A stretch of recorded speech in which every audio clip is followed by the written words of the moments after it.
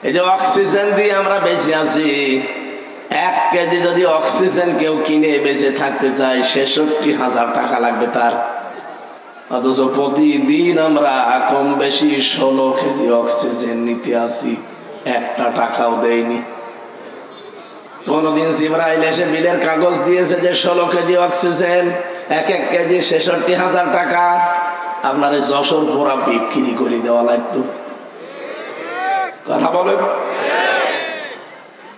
যেহেতু মানুষ মারা যায় না, জীবিত থাকে, রক্ত তৈরি হয় শহীদের শরীরে, এটা যে প্রমাণ হয়ে গেছে। নবীজির চাচা হযরত হামজা তিনি শহীদ হয়েছিলেন উহুদের ময়দানে। তাকে কাফেররা 70-এর উপরে টুকরা করেছিল। যেখানে কবর দিয়েছে তার 3টা টুকরা পাওয়া যায়নি। 70 টুকরার ভেতরে বিভিন্ন পাহাড়ে বিভিন্ন গাছগাছালির ভেতরে টুকরাগুলো তারা ছড়িয়েছিল। সাহাবায়ে কেরাম খোঁজ করতে করতে সবগুলো মিলিয়ে ফেলেছিলেন, কিন্তু 3 টুকরা পাননি। ওইভাবেই নবীজির চাদর দিয়ে আর পাহাড়ের লতা পাতা দিয়ে তারে মাটিতে দিয়ে দিয়েছে। 30 বছর পর তার খবর একবার ভেঙে গিয়েছিল। কত বছর? এই ছোটবেলায় যারা তারা যুদ্ধ করেছিল উহুদের ময়দানে তার সাথে, তারা আজ অনেকে বেঁচে আছে। রক্ত অনুসন্ধান করতে করতে গিয়ে দেখে 30 বছর আগে নবীজির চাচা হযরত হামজা তাকে শহীদ করা হয়েছিল। তার ওই যে জায়গা কাটাগুলো, ওই কাটা জায়গা দিয়ে এখনো ফিনকি দিয়ে তাজা রক্ত বের হচ্ছে। বাংলার মুসলমানেরা উনি যদি খাবার না খাবে রক্ত পেল কোথায়? 30 বছর পরে রক্ত তৈরি হওয়ার কথা বলেন।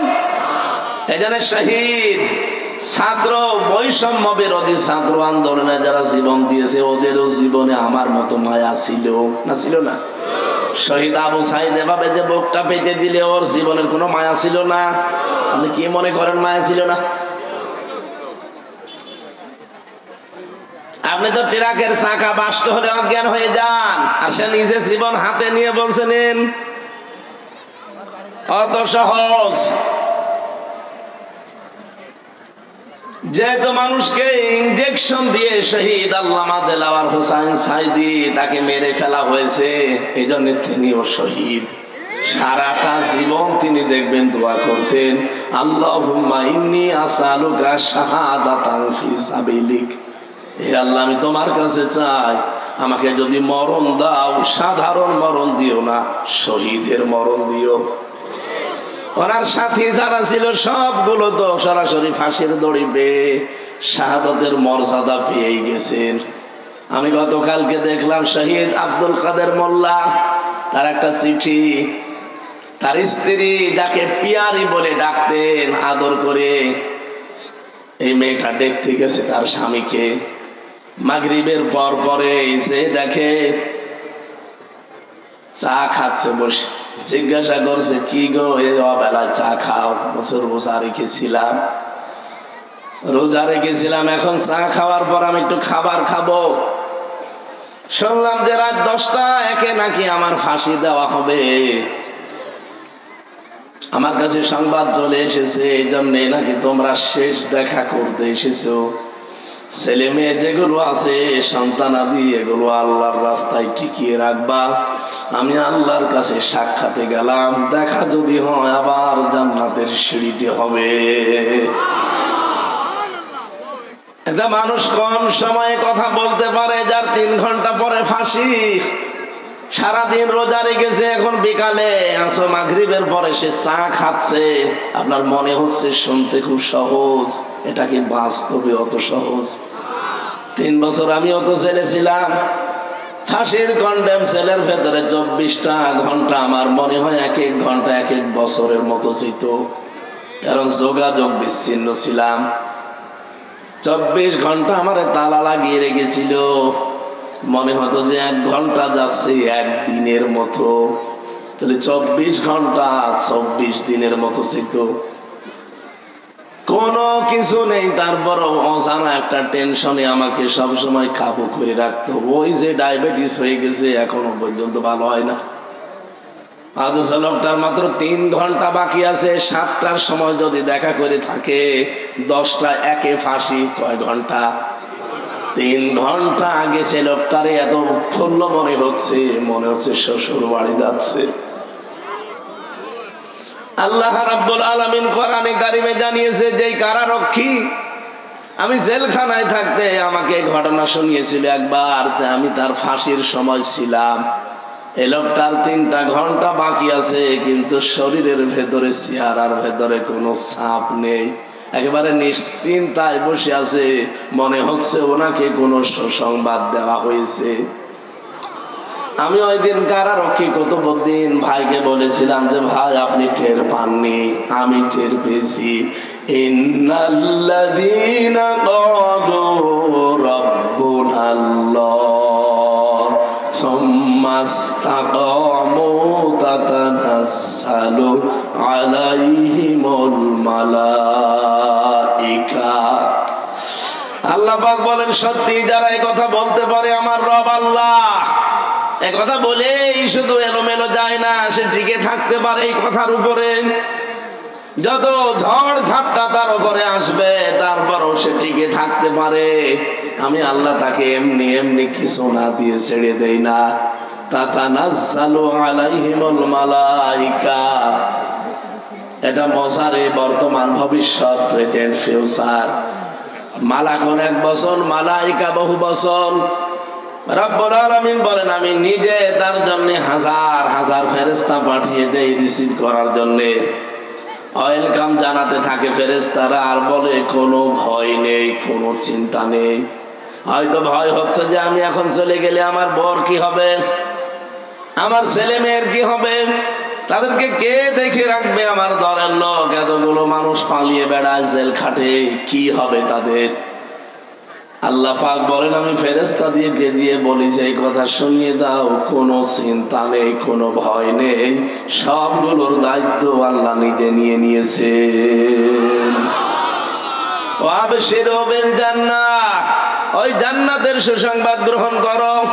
আল্লাতী কুনতুম তুআদুন, যার ওয়াদা আল্লাহ তোমাদের কাছ থেকে নিয়েছিলেন। তিনি যে ওয়াদা দিয়েছিলেন তোমাদেরকে, তার অঙ্গীকার এই যে জান্নাত দেখা যাচ্ছে, প্রবেশ করো। নাহনু আউলিয়াউকুম ফিল হায়াতিদ দুনিয়া ওয়া ফিল আখিরাহ, দুনিয়ায় আমরা তোমাদের বন্ধু ছিলাম, মরণের পরও আমরা থাকবো বন্ধু। ওয়ালাকুম ফিহা মা তাশতাহি আনফুসুকুম ওয়ালাকুম ফিহা মা তাদউন, এমন একটা জায়গায় তোমাদেরকে পৌঁছিয়ে দেব যেখানে চাওয়ার আগে জিনিস পাওয়া যায়। নজুলাম মিন গফুরির রহিম, দয়াময় আল্লাহর পক্ষ থেকে এটা বিশাল মেহমানদারি। জোরে বলেন সুবহানাল্লাহ। যে কথাটা তুলেছিলাম শহীদ, এটা অনেক দামি জিনিস। আল্লাহ যাকে তাকে শাহাদাতের মরণ দেন না, এটা দেন তাদেরকে আল্লাহ যার জীবন এবং অ্যাক্টিভিটিস, কর্মকাণ্ড আল্লাহর ভালো লাগে, এই মানুষগুলোকে আল্লাহ শাহাদাতের মরণ দিয়ে ধন্য করে তার জীবনটা। বলেন আমিন। আজকে যেহেতু শহীদদের মাগফিরাত কামনায়, এদের মাপ তো আল্লাহ করেই দিয়েছেন, তাদের মাগফিরাত আর কামনা করার দরকার নেই, তাদের সম্মান কামনা করেন। আল্লাহ যেন তাদের মর্যাদা সম্মান আরো বাড়িয়ে দেয়। বলেন আমিন।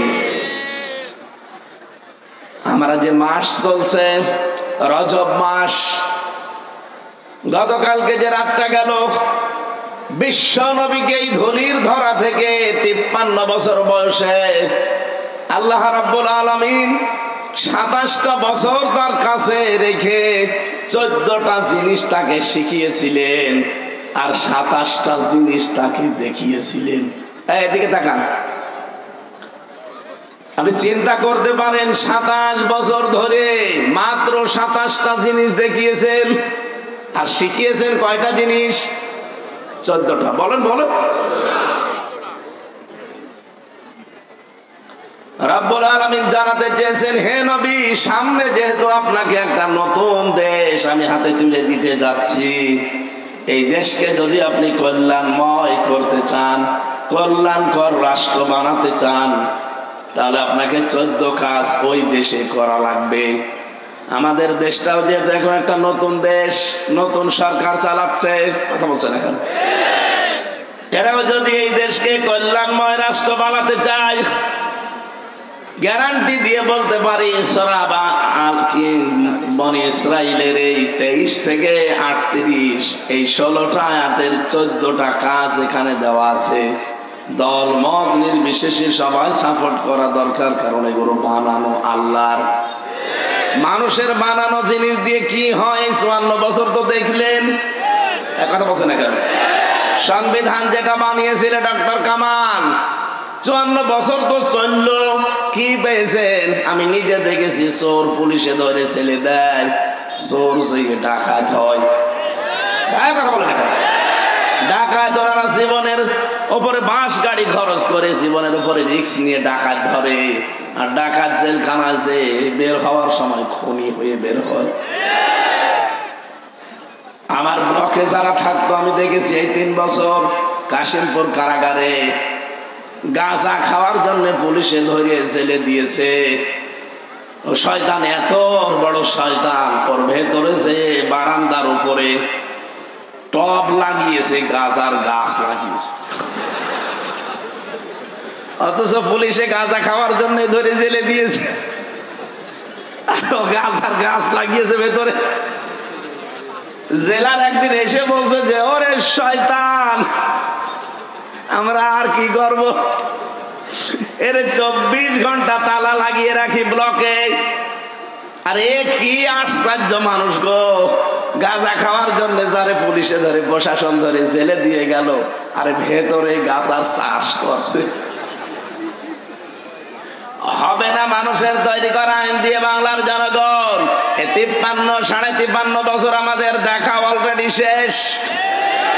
এই কোরআনে আল্লাহর সংবিধান নামে একটা সূরা দিয়েছেন, সূরা ফুরকান। এর ভেতরে 77টা আয়াত আছে, 73টা ধারা আছে।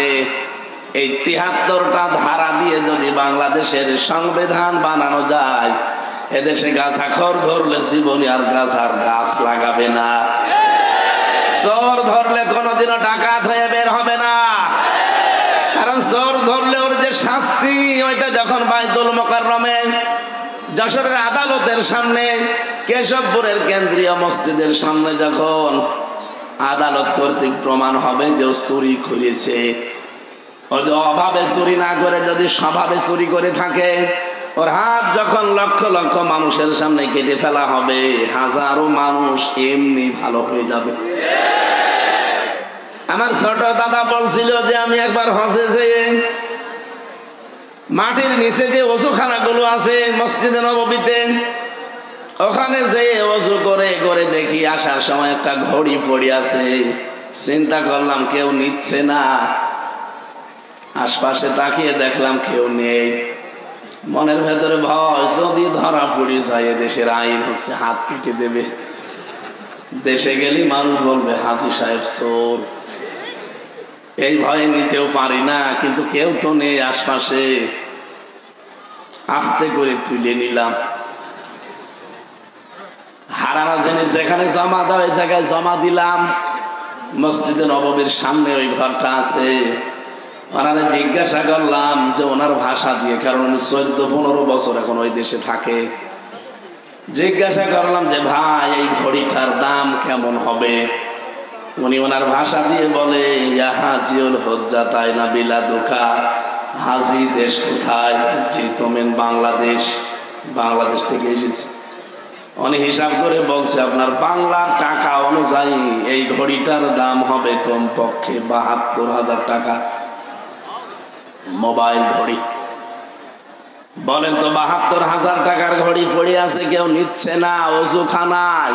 এদেশে 72 পয়সা থাকবে? বলেন। ওই দেশে তারপরও কোরআনের সম্পূর্ণ আইন নেই। 100 ভাগের মাত্র খুব বেশি হলো 30 ভাগ আছে, বাকিগুলো নেই। 30 ভাগেই আমি যে শান্তি পেয়েছি ওই দেশে, আমার এই দেশে যদি 100 ভাগ কোরআনের আইনটা কার্যকর হয়ে যায়। কালকে আমি এক জায়গা থেকে আসার সময় পুলিশ, আমার নরম সরব পুলিশ, একেবারে হাবাগোবা। গাড়িটা আটকিয়েছে, আমার পেছনের গাড়িটা। বললাম ওর কাগজ ফেল হয়ে গেছে, মাত্র 3 দিন আগে, সময় পাইনি, আপনি খুব নরমাল মামলা দেন। হুজুর 3 দিন তো বেশি ঝামেলা করবো না, ছেড়ে দেব।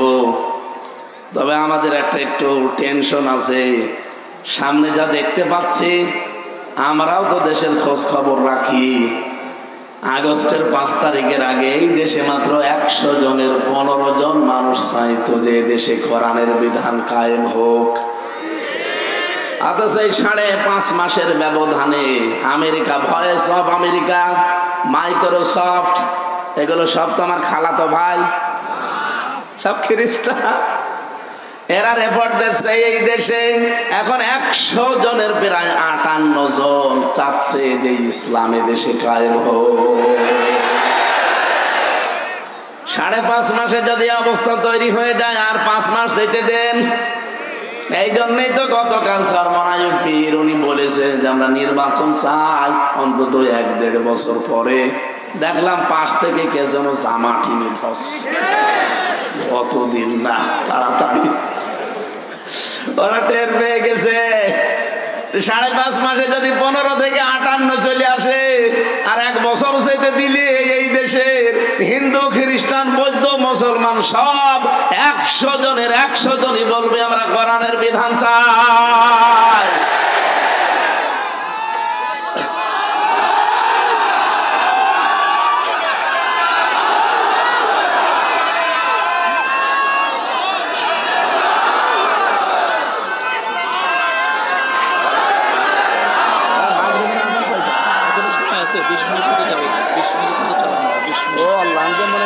সাড়ে 6টা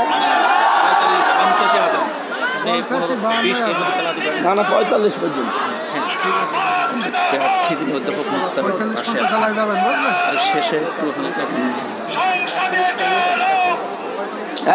দাঁড়িয়েছেন কেন? বসেন। আমি যে গুরুত্বপূর্ণ বিষয়টা তুলতে চেয়েছিলাম, আমি তোমার ঘড়ি নষ্ট হয়ে গেছে নাকি কি সমস্যা? আমি মনে করছি বোধ হয় 4:30 বাজে, শয়তান দেখি 5:30 বেজে গেছে। ঘুরে আসবে তো কাটাটা আসলে, আমি তো ওই হিসাবে চালাচ্ছিলাম। কি বলতে হয় বলুন তো? যাক, বাদ দিয়ে দিলাম সব। আমরা তেলাওয়াতকৃত আয়াত যেটা পড়েছিলাম, ওয়ালা তাকফু মা লাইসা লাকা বিহি ইলমুন, যে বিষয়ে জ্ঞান নেই এ বিষয়ে মুখ খুলবা না, এ আদেশ কার? বলেন বলেন। কেন দিয়েছেন? কারণ কিয়ামতের ওই কঠিন ময়দানে আপনার অন্তর, আপনার কান, আপনার এই মুখ যেটা দিয়ে কথা বলেন, ইন্নাস সামআ ওয়াল বাসারা ওয়াল ফুআদা, আপনার এই চোখ, আপনার এই মুখ, আপনার অন্তর, কিয়ামতে প্রতিটি জিনিস কিন্তু পুঙ্খানুপুঙ্খানুভাবে জিজ্ঞাসিত হবে। কি কি করেছেন সব এই 3টাকে আল্লাহ জিজ্ঞাসা করবে, একেবারে সঠিক উত্তর এরা দিয়ে দেবে। কারণ আপনাকে আল্লাহ কথা বলতে দেবে না। আল ইয়াউমা নাখতিমু আলা আফওয়াহিহিম ওয়া তুকাল্লিমুনা আইদিহিম ওয়া তাশহাদু আরজুলুহুম বিমা কানু ইয়াকসিবুন। রাব্বুল আলামিন বলেন, কিয়ামতের দিন তোর মুখটা যখন শিলায় লাগিয়ে দেব, হাত বলবে আল্লাহ এই করেছিল। যশোর বাসী এখানে মাত্র 20,000 মানুষ মনে করেন, এই জায়গায় যদি আমার মুখটা আল্লাহ এখনই বন্ধ করে দিয়ে আমার হাতের কথা চালু করে দেয়, আর সারাদিন অন্তত হাত দিয়ে যা করেছি এগুলো শুনতে আমার কান মেনে নেবে না। আমার পা দিয়ে অন্তত কোনো খারাপ কাজে আজকে সকাল থেকে আমি যাইনি, তারপরেও যতটুকু যা করেছি, পা যদি এখন কথা বলা আরম্ভ করে যে অমুক অমুক জায়গায় গিয়েছিলে, অমুক অমুক জায়গায় যাওয়ার নিয়ত ছিল, আমার মান সম্মান থাকবে। কিয়ামতের দিন আল্লাহ বলেন, মানুষের মুখ যখন বন্ধ হয়ে যাবে, ওর শরীরের ভেতরে আমি আল্লাহ ওর অপরাধগুলো ফুটিয়ে তুলব। আপনি যদি ডাকাতি করে থাকেন, চুরি করে থাকেন, ঘুষ খেয়ে থাকেন, সুদ খেয়ে থাকেন, এই শব্দটা আপনার এই কপালের উপরে আল্লাহ লিখে দেবে। এত মোটা অক্ষরে লিখবে যে ঘড়ি দেখতে পান জলে লেবে জলে লেবে, এরকম মোটা অক্ষরে লেখা থাকবে যে আপনি চোর, আপনি ঘুষখোর, আপনি সুদখোর, আপনি জেনাকারী। এগুলো যখন ফুটিয়ে তুলবে, কিয়ামতে কোটি কোটি মানুষ থাকবে, আপনার কি মনে হয় কি পাবেন? লজ্জা আপনি বলেন। এই জন্য হিসাব নিকাশ করে আমাদের কথা বলা দরকার। যে কোনো কথা বলার আগে অন্তত 3 বার চিন্তা করা দরকার। আল্লাহ কিন্তু এই কথাটা শুনতেছে, ফেরেশতারা লিখতেছে, আর কিয়ামতে এই কথার উপরে আমার আবার হিসাব হবে। এক কথা বলে না কেন? এমনিতে আপনার জীবন পাল্টিয়ে যাবে। যে 27টা জিনিস নবীকে আল্লাহ দেখালেন, তার প্রথম নাম্বারে আল্লাহ তাকে দেখিয়েছিলেন পুলসিরাত। কি দেখিয়েছেন? বলেন বলেন। সর্বপ্রথম আল্লাহ তাকে পুলসিরাত দেখালেন। আমরা অনেকেই সারা জীবন নাম শুনি পুলসিরাত, কি এটা কোনোদিন কল্পনাও নিয়ে আসতে পারে না, আপনার আসবেও না। 30,000 বছরের রাস্তা, উঠতে 10 বছর, সোজা 10 বছর, নামতে 10 বছর। তাও এরকম ব্রিজ চওড়া হলে তো হয়, চিকন হবে চুলের মতো, আর ধার হবে হীরার মতো। কোরআনে কারীম জানিয়েছে, ওয়া ইম মিনকুম ইল্লা ওয়ারিদুহা কানা আলা রাব্বিকা হাতমান মাকদিয়্যা সুম্মা নুনাজ্জিল্লাযীনা তাকাও ওয়া নাযারুজ যালিমিনা ফিহা জিসিয়্যা। পুলসিরাতটা আমি জাহান্নামের উপরে সেট করেছি। এই মানুষগুলোকে আমি আল্লাহ যাদেরকে পার করে দেব, দুনিয়া যাদের তাকওয়া ছিল, আর যারা অপরাধী, এই মানুষগুলো কেটে কেটে এর ভেতরে পড়তে থাকবে। বলেন নাউজুবিল্লাহ। আয়াতটা পড়লে আমার যেন কেমন মনে হয়, কিয়ামতে হয়তো আল্লাহ ওই কাঁটার ভেতরে আমারে আবার ফেলে দেয় কিনা। আমার তাকওয়া যদি মানসম্মত না হয়, উপরে লোক দেখানোর জন্য যা করলাম, আমার তাকওয়া যদি আসলে মানসম্মত না হয়, কিয়ামতের দিন কিন্তু ওই পুলসিরাত পার হওয়ার সময় আপনাকে কেটে পড়ে যাওয়া লাগবে। এই জন্য তাকওয়াটা একেবারে মানসম্মত তৈরি করা দরকার দুনিয়ায়। দ্বিতীয় নম্বরে নবীজিকে আল্লাহ দেখালেন মিজান। মিজান মানে না, এখানে পুলিশ অফিসার বসে আছে, ওনাকেও যদি জিজ্ঞাসা করি মিজান মানে কি, যেহেতু বাংলা শিক্ষিত মানুষ, একবারে বলবে মিজান মানে দাড়ি পাল্লা। জিজ্ঞাসা করেন তো কোনোদিন কোনো অভিধানে কোনো জায়গায় পড়েছে মিজান মানে দাড়ি পাল্লা? পড়েছে? পড়েন না, শুনে শুনে। মিজান মানে মানদণ্ড। মিজান মানে কি? বলেন বলেন। আপনি হাইকোর্টে যান, দেখবেন সামনে একটা দাড়ি পাল্লা টাঙানো আছে, দুই দিকে এই পাল্লাটা সমান। সরকার দেশের জনগণকে বোঝাতে চায়, সারা বাংলাদেশের কোন জায়গায় যদি ন্যায় বিচার না পাও, এই হাইকোর্টে আসলে ন্যায় বিচার পাবা। এই যে ন্যায় বিচারের চিহ্ন, তাহলে দাড়ি পাল্লাটা হচ্ছে ন্যায় বিচারের কি? আরো জোরে বলেন। নবীজিকে আল্লাহ মিজান দেখিয়েছিলেন। কি মিজান? এবার খেয়াল করেন, এখানে আমার মনে হয় শুধু পাগল ছাড়া, নারী পুরুষ যত আমরা এসেছি, শুধু পাগল ছাড়া এমন কেউ নেই যে কথা সে লোকটা বলতে পারে যে কিয়ামতের দিন আমাদের যে আমল, আমল মানে কি? এই জবাব দিলেন না? কিয়ামতে মিজানের যে পাল্লা, আমরা বলি মিজানের পাল্লায় মাপ দেওয়া হবে। মাপ দেবে কি? আমল। কি দেবে? নেক আমল, বদ আমল। কথা বলেন ঠিক কিনা? তাহলে কিয়ামতে আল্লাহ মাপ দেবে আমল। আমলের বাংলা কি? কাজ। বলেন বলেন। এনাকে জিজ্ঞাসা করি আমি, কোন পাগলও কি বলবে যে 5 কেজি কাজ দাড়ি পাল্লার এক প্রান্তে তুলে দিলাম? কাজ কি মানুষ দাড়ি পাল্লা দিয়ে মাপে যে 5 কেজি কাজ এ মাপা যায়? কি বিশ্বাসে ছিলেন এতদিন? এটা আমাদের এখন অনেকের ক্লিয়ার হয়নি, এই জন্য আমি উদাহরণটা নিয়ে আসলাম। কাজ কেউ দাড়ি পাল্লা দিয়ে মাপে না যে 10 কেজি কাজ, এদিকে 5 কেজি কাজ তুলে দিলাম না। পৃথিবীর প্রতিটি জিনিস মাপ দেওয়ার জন্য আলাদা যন্ত্র আছে। এই যে প্যান্ডেলটা বানিয়েছেন, যদি বলে এটা মেপে দেন তো, এটা মাপ জব করার জন্য দাড়ি পাল্লায় তুলে দেবেন? কি করবেন? ফিতা নিয়ে মাপবেন, গজ নিয়ে মাপবেন। কথা বলেন ঠিক কিনা? এই যে পানি দিয়েছেন খাবার জন্য, খাবারের এই পানিটা যদি বলি ভাই মেপে দেন, আপনি ফিতা দিয়ে মাপবেন। এটার জন্য লিটার আছে, সিসি আছে। এই কথা বলেন না কেন? আপনাকে আমি এতটুকু চাউল দিলাম, চাউল কি একটা একটা করে গুনে গুনে মাপবেন? এটার জন্য দাড়ি পাল্লা লাগবে, বাটখারা লাগবে, পাথর লাগবে, কেজি লাগবে। কথা বলেন না কেন? দুনিয়ার যত জিনিস আছে প্রতিটি জিনিস পরিমাপ করার জন্য একটা আলাদা যন্ত্র পাবেন।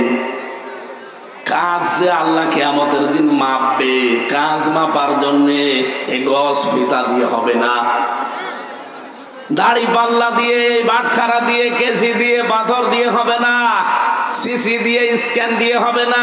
কাজ মাপতে হয় গুরুত্বের ভিত্তিতে। কি কথা বলে না কেন?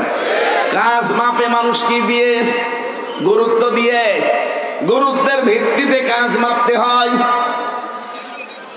বাংলার জনগণ ভালো করে এই বিষয়টা আজকে ক্লিয়ার করে নিয়ে যাবেন, তাহলে আপনার জীবনে অনেক কিছু দেখবেন পরিবর্তন আসবে ইনশাআল্লাহ। কাজ কিন্তু মাপা হয় ফিতা দিয়ে না, দাড়ি পাল্লা দিয়ে না, কাজ মাপা হয় কি দিয়ে? গুরুত্ব দিয়ে মাপা হয়। এখন পড়া কোরআন শরীফের ভেতরে গুরুত্বপূর্ণ কাজ আল্লাহ কি কি দিয়েছেন ওইটা আপনাকে আগে জানা লাগবে। আজকের এই প্যান্ডেলটার গুরুত্বপূর্ণ জিনিস কি? খুঁটি আর সামিয়ানা। কথা বলছেন না? খুঁটি আর সামিয়ানা যদি না থাকে, আপনি যতই সুন্দর করে সাজান, কেউ মঞ্চ বলবে এটা বলবে? আজকের এই মঞ্চের গুরুত্বপূর্ণ জিনিস খুঁটি আর সামিয়ানা। গুরুত্বহীন অনেক জিনিস এখানে আছে, যে কার্পেটটা, এই যে মাইক গুলো, এই টেবিলটা, এই চেয়ারটা, এ ছাতা যদি নাও থাকে মানুষ কিন্তু এটাকে মঞ্চ বলবে। তাহলে গুরুত্বপূর্ণ জিনিস আগে ঠিক করা লাগবে, না তো আপনি মঞ্চে উঠতে পারবেন না। এই কোরআনে আল্লাহ 500টা গুরুত্বপূর্ণ জিনিস দিয়েছেন। আপনি 499টা মানেন, একটা মানেন না, আপনার এই মঞ্চ কিন্তু সরাসরি উঠতে পারবেন না। এই যে নামাজ আল্লাহ দিয়েছেন, ফরজ নামাজ। পৃথিবীর যত ইবাদত দেখবেন প্রতিটি ইবাদতের আলাদা আলাদা কিছু ফরজ জিনিস আবার ভাগ করা আছে। নামাজ যে ফরজ, এই নামাজের ভেতরে আবার ফরজ আছে কয়টা? 13টা। বলেন বলেন, আরো জোরে বলেন।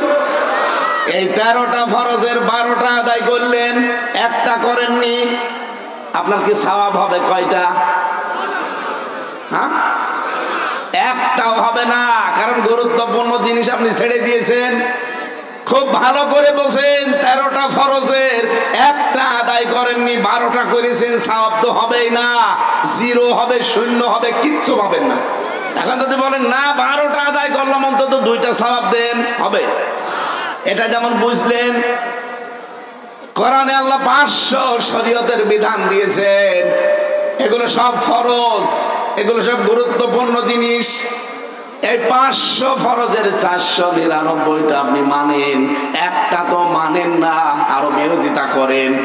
আপনার জীবনে কিয়ামতে আল্লাহ যখন মিজানে মাপ দেবে, একটাও কিছু পাবে না, গুরুত্বহীন, সওয়াব পাবেন জিরো, শূন্য। এই জন্য তো সতর্ক করছি আপনাকে যে জীবনে গুরুত্বপূর্ণ জিনিস যেগুলো সেগুলো আগে রাখেন। নামাজ পড়তে গেলে যেমন ফরজ আগে রাখা লাগে 13টা, এরপরে ওয়াজিব 14টা, এরপরে নামাজ ভাঙার কারণ 19টা, এরপরে সুন্নত 12টা, এরপরে মুস্তাহাব 17টা, এভাবে সব আলাদা আলাদা ভাগ আছে। ফরজ 13টা আদায় হয়ে গেলে আপনার নামাজ হয়ে যাবে, কিন্তু বাকিটা যদি আদায় না করেন হয়তো জরিমানা দেওয়া লাগতে পারে, সশিজদা। কথা বলছেন না কেন?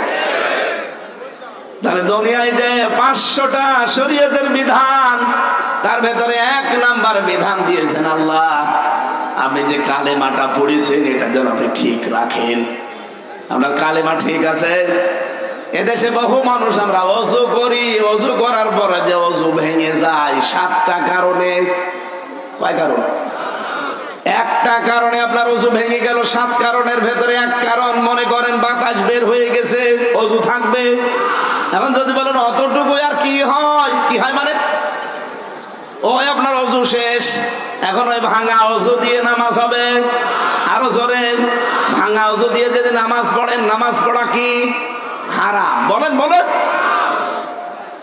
ঠিক আপনি ঈমান এনেছেন, ঈমানও কিন্তু ভেঙে যায়। 10টা কারণে ঈমান ভেঙে যায়। কয়টা? এই 10টা কারণ যে কবে কবে আপনার জীবনে এসেছে আপনি জানেনও না, কখন যে ঈমান ভেঙে গেছে আপনি টেরও পাননি। ভাঙা ওষুধ দিয়ে যেমন নামাজ হয় না, ভাঙা ঈমান দিয়ে আমার আল্লাহর জান্নাতে যাওয়া যাবে না। গুরুত্বপূর্ণ কাজগুলো আগে ঠিক করবেন। এই জন্য আপনাকে এটা পড়তে হবে। 500 আছে শরীয়তের বিধান। এই দেশে আমরা দেখি অনেকে কেউ 100টা মানে, কেউ 150, কেউ 200, কেউ 300, কেউ 400, কেউ 499টায় মানছে, কিন্তু একটা মানতে চাই না, আরো বিরোধিতা করে। 12টা ফরজ আদায় করে একটা না করলে যেমন কিছুই পাবেন না, 499টা আদায় করে একটা না করলে কিছুই পাবেন না। মিজানের পাল্লা আল্লাহ নবীকে আল্লাহ এইটা দেখিয়েছিলেন যে মিজানের ন্যায় এবং মানদণ্ড হিসাবে তোমাকে গুরুত্বের ভিত্তিতে মাপ দেওয়া হবে। দুনিয়ায় গুরুত্বপূর্ণ কাজ যেগুলো আপনারা কিন্তু জানেন, দুনিয়ায় যত গুরুত্বপূর্ণ কাজ তার 1 নম্বরে ঈমান। নাম কি? ঈমানের পরে এই লোকটা কাজ করবে নামাজ।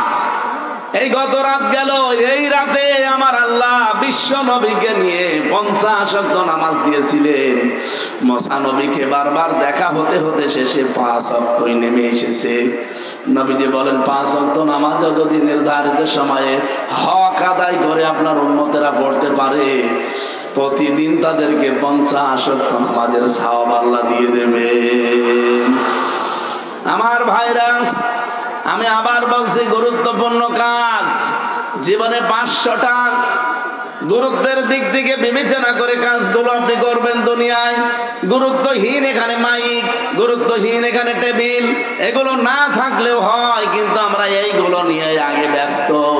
আসল যে সামিয়ানার খুঁটি দরকার এইটার খবর নেই। আশা করি আপনি বুঝে ফেলেছেন। এই দেশে এখন গুরুত্বপূর্ণ কাজ হচ্ছে আল্লাহর দ্বীন কায়েম করা। দিন কায়েম হলে ঘুষ থাকবে না, দিন কায়েম থাকলে চাঁদাবাজি থাকবে না, দিন কায়েম হলে সুদ খেতে পারবেন না, দিন কায়েম হলে এই যে মেয়েদের বিয়ে দেওয়া যায় না যৌতুকের কারণে, যৌতুক থাকবে না। কত মানুষ আজ মেয়েদেরকে ভয় দেখায় যে ইসলাম আসলে আপনারা ঘরবন্দি হয়ে যাবেন, বিভিন্ন ঝামেলায় পড়বেন। আরে ভাই, ইসলাম যদি আসে বাংলাদেশে সবচাইতে নিরাপদে থাকবে মেয়েরা। অনেকে আবার প্রশ্ন করে, হুজুর ইসলাম যদি এসে যায় একটু ডাইল মাইল খায়, একটু বিড়ি খায়, আকিস বিড়ি, এইটার কি হবে? হবে, খেতে পারবেন? পারবেন না? পারবে।